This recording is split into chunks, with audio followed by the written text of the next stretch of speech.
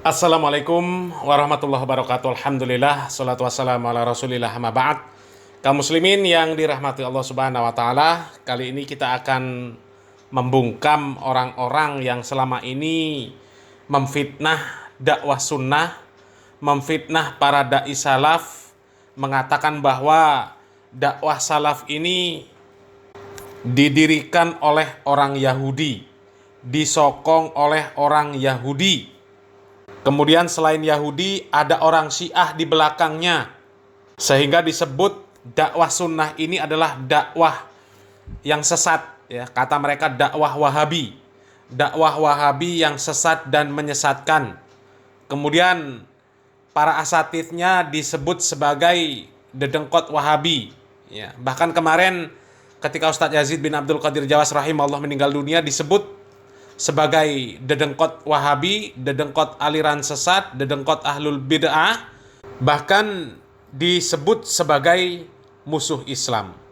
Jadi dakwah sunnah dan para asatid salafi ini disebutnya dakwah yang didirikan oleh orang Yahudi, disokong Yahudi, ya. Kemudian ada orang-orang Syiah di belakangnya.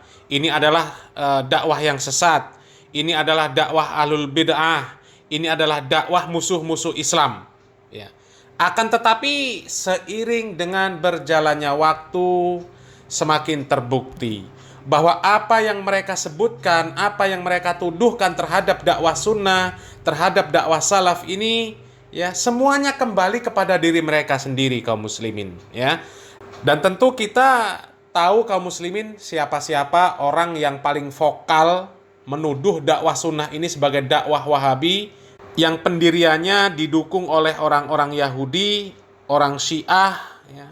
Kemudian amaliyahnya amaliyah bid'ah, bahkan menjadi musuh Islam, yang kalau mencacinya berpahala, bahkan pahalanya lebih afdol dari berzikir kepada Allah Subhanahu wa taala, ya. Tentu kita sudah tahu siapa orangnya. Yang pertama Marzuki Mustamar, yang kedua Idrus Romli, ya. Dan apakah ini hanya sekedar tuduhan? Tidak, ya. Ada buktinya. Mereka menuduh dakwah sunnah dengan seperti itu, kaum muslimin. Menuduh dakwah salaf seperti itu. Menuduh para asatid salafi seperti itu, ya. Coba kita simak videonya, kaum muslimin. Yang suka membid'ahkan maulid, golongan Wahabi itu difasilitasi, didukung pendiriannya oleh para musuh Islam dari agama Yahudi. Pendiri Wahabi yang bernama Muhammad bin Abdul Wahab itu murid dari tokoh Yahudi intelijen Inggris namanya Jeffrey Hamper. Wahabi ini adalah konspirasi internasional, dan umat Islam tuh harus sadar ada dua aliran yang merupakan konspirasi internasional. Siapa? Yang pertama Syiah. Berdirinya aliran Syiah di dunia Islam itu disutradarai oleh orang-orang Yahudi, dan orang Wahabi tahu kalau di belakang Syiah itu ada Yahudi. Sebenarnya Wahabi juga di belakangnya ya ada Yahudi, ada Barat. Karena Syiah dan Wahabi ini memang dua aliran untuk memecah belah umat Islam di mana-mana. Tuh, kaum muslimin, ya, sangat jelas apa yang diucapkan oleh Pak Marzuki Mustamar dan Pak Idrus Romli, bahwa dakwah yang mereka sebut Wahabi itu didirikan oleh Syekh Muhammad bin Abdul Wahab, didukung oleh orang Yahudi. Begitu juga dengan kata Idrus Romli, ya. Wahabi ini konspirasi nasional, tujuannya untuk merusak Islam, ya. Dan di belakang Wahabi ini ada orang-orang Yahudi dan orang-orang Syiah. Dan kita tahu, kata Romli, ya, bahwasanya Syiah itu bentukan orang Yahudi, asalnya dari Yahudi. Jadi di belakang orang-orang yang disebut Wahabi oleh Idrus Romli dan Marzuki Mustamar itu ada Yahudi, ada Syiah, ya. Tapi ternyata tuduhan mereka itu semuanya kembali kepada mereka, kaum muslimin, ya. Beberapa hari yang lalu, ya, ada 5 tokoh pemuda dari NU yang mereka mendatangi presiden orang-orang Yahudi. Mereka pergi ke negeri Yahudi. Bahkan dengan bangganya mereka berpose dengan presiden Yahudi. Dan siapa 5 tokoh pemuda tersebut? Yang pertama, dia Sukron Makmun. Ya, ini wakil ketua PWNU Banten. Kemudian yang kedua, Munawir Aziz, sekretaris PCINU Inggris. Yang ketiga, Zainul Ma'arif, dosen Universitas NU Indonesia. Yang keempat, Nurul Bahrul Ulum. Ini cocoknya namanya Nurul Bahlul Ulum ya. Founder Cerbon Feminis. Kemudian yang kelima, Iza An-Nafisah, wakor bidang kesehatan Fatayat NU. Ya. Dan kelimanya ini kaum muslimin jelas pengurus NU. Ya. Terlepas dari pengakuan mereka, katanya mereka berkunjung ke negerinya Israel, mengunjungi orang-orang Yahudi, itu bukan atas nama organisasi.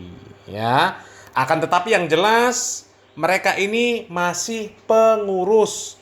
Karena apa?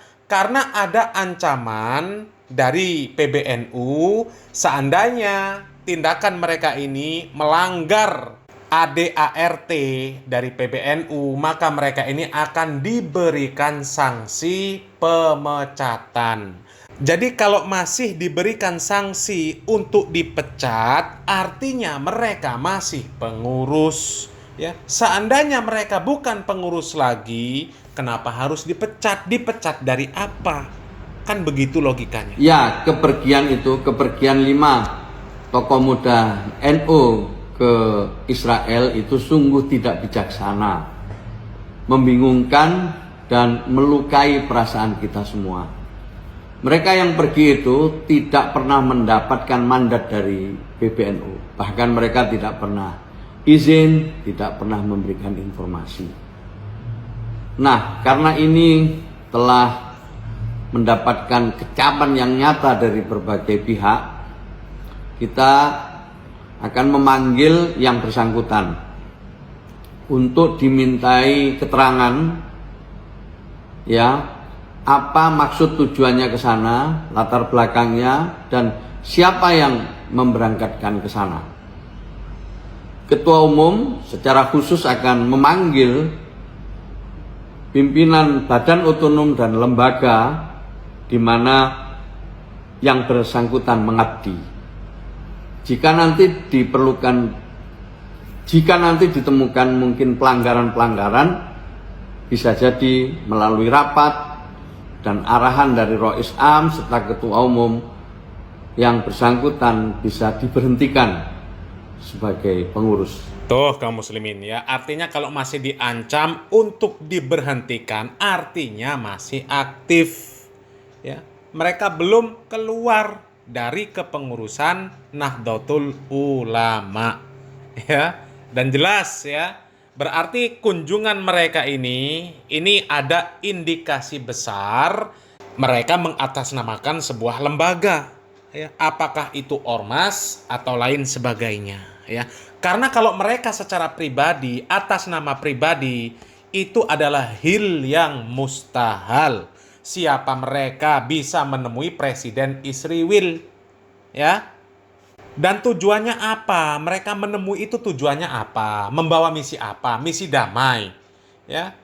Mau mendamaikan antara Palestina dengan Israel. Ya. Punya kemampuan apa? Ya. Negara-negara Islam saja belum mampu. Ya. Ente 5 orang, 5 biji. Ya, 5 gelintir tiba-tiba datang ke sana sok-sokan mau ngajak diskusi untuk perdamaian. Ini konyol. Ya, ini konyol. Ini ada udang di balik bakwan. Kalau ente atas nama pribadi mendatangi Presiden Israel, ya, itu dahulu sudah ada pembesar ente yang mendatangi Israel. Ya, dan hasilnya apa? Sampai sekarang juga nihil. Nggak ada apa-apanya. Nggak menghasilkan apa-apa, kecuali apa? Dokumen, video, dan pose foto-foto sama Presiden Israel. Cuma itu saja. Hasilnya apa? Nggak ada sama sekali. Ya, jadi di sini sebenarnya sudah membungkam mulut Idrus Romli sama Marzuki Mustamar. Ya, mereka berkoar-koar menuduh orang-orang yang dia sebut Wahabi sebagai antek Yahudi, bentukan Yahudi, didukung oleh Yahudi, didukung oleh orang Syiah. Ternyata yang mesra dengan orang Yahudi, yang mesra dengan orang Israel, ya mereka juga. Ya, coba tunjukkan mana ada orang Wahabi yang seperti itu, yang mesra dengan orang-orang Israel. Nggak ada, nggak ada. Tapi biasanya nanti mereka akan mengatakan, oh yang seperti itu oknum. Oknum. Iya, semuanya oknum. Mau berapa banyak juga oknum. Ya. Itu yang cerita-cerita khurafat, oh itu cuma oknum. Ya. Dari 100 orang, ya, 99-nya cerita tentang khurafat. Menyebar cerita khurafat. Ya. 99 itu dikatakan oknum. Ya, yang satu apa? Ya kan? Kebanyakan oknum mereka itu. Ya, kalau ada solawat yang jingkrak-jingkrak, solawat kemudian dicampur dengan goyang-goyang nggak jelas, kemudian campur baur laki-laki perempuan, ketimpringan joget-joget, ya liriknya nggak jelas. Oh itu oknum, iya itu oknum. Tapi oknumnya banyak, ya oknum semua. Ya, dikit-dikit oknum. Kalau ada yang nggak bener, oh ini oknum. Tapi ada terus dan banyak oknumnya. Ya, dan itu tadi sudah bukti kaum muslimin ya. Bukti bahwa kalau orang-orang Wahabi ya sama sekali nggak ada hubungan dengan orang-orang Israel. Ya, bahkan kemarin kita sudah angkat video kebaikan dari Ustadz Yazid bin Abdul Qadir Jawas rahimahullah. Bahwasanya Ustadz Yazid bin Abdul Qadir Jawas rahimahullah secara pribadi, ini pribadi ya, dalam 1 bulan beliau pribadi mengeluarkan harta beliau pribadi, ya ingat, harta beliau pribadi setiap bulan itu antara 10 sampai dengan 25 juta, ya itu hanya 1 orang. Kemudian belum lagi negara Arab Saudi. Ya kalau antum mau baca-baca andilnya Arab Saudi terhadap saudara-saudara di Palestina, itu nggak kehitung lagi berapa sumbangan yang mereka berikan untuk saudara-saudara di Palestina. Nggak ada mereka mesra-mesra. Nggak ada, ya. Jadi dari sini sudah jelas siapa yang lebih dekat dengan orang-orang Yahudi, yang lebih mesra dengan orang-orang Yahudi. Ini perkara Yahudi, ya. Belum lagi masalah Syiah kaum muslimin. Ya, kalau masalah Syiah ini sebenarnya sudah terbongkar lama, ya. Mereka menuduh orang-orang Wahabi ya, katanya bentukan Yahudi, didukung oleh Syiah. Tapi ternyata amalia Syiah itu yang mengamalkan mereka. Dan orang-orang Syiah itu akrabnya sama siapa? Sama mereka. Ya. Bahkan Profesor Dr. Ahmad Zahro di dalam sebuah videonya mengatakan musuh bebuyutan orang-orang Syiah itu orang-orang yang disebut Wahabi. Ya, ingat ya, musuh bebuyutan orang-orang Syiah itu adalah orang-orang yang disebut Wahabi, ya. Sekarang coba kita simak video bukti bahwa siapa yang lebih dekat dengan orang-orang Syiah, ya. Apakah orang-orang yang disebut Wahabi atau mereka sendiri yang selama ini menuduh orang-orang yang disebut Wahabi mereka didukung oleh orang-orang Syiah. Jadi terus terang saja, nanti saya dikira Syiah nanti. Ini sejarah ini. Pertama kali yang mengadakan Maulid Nabi adalah Khilafah Fatimiyah yang bermadzhab Syiah di Kairo. Saya punya tesis, saya punya teori bahwa ini adalah usaha salafiyah, salafiyin, wahabiyin, bukan usaha Ahlussunnah wal Jamaah. Salafiyin yang ingin memecah belah antara NU dengan Syiah. Salafiyah yang ingin memecah belah antara ulama-ulama sunnah dengan Syiah. Maulud bid'ah, orang Syiah yang pertama yang membawa maulud yang dipakai oleh Ahlussunnah wal Jamaah. Hall, orang Syiah yang pertama membawa hall dan dilanjutkan oleh NU. Tabarruk, berkah, ziarah kubur, tawasul, solawatan rami-rami adalah semuanya tradisi Syiah yang juga dilakukan oleh Ahlus Sunnah wal Jamaah.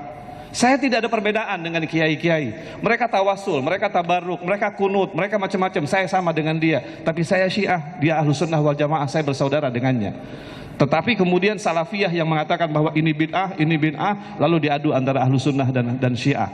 Itu mungkin yang dapat saya sampaikan. Mohon maaf. Assalamualaikum Nah, kaum warahmatullahi muslimin ya, sudah jelas kaum muslimin ya, dari video-video tadi sudah terbukti tuduhan-tuduhan dari Idrus Romli dan Marzuki Mustamar itu semuanya kembali kepada mereka sendiri. Mereka menuduh orang-orang Wahabi, menuduh dakwah salaf ini, dakwah yang dia sebut Wahabi, didirikan oleh orang Yahudi, disokong oleh orang Yahudi, dan di belakangnya ada orang-orang Syiah. Tapi ternyata bukti membuktikan bahwa yang mesra dengan orang Yahudi, yang mesra dengan orang Syiah, ternyata kelompok mereka sendiri. Jadi mereka ini kesimpulannya maling teriak maling ya. Semoga mereka cepat tobat ya. Salam waras, salam akal sehat. Barakallahu fikum. Wassalamualaikum warahmatullahi wabarakatuh.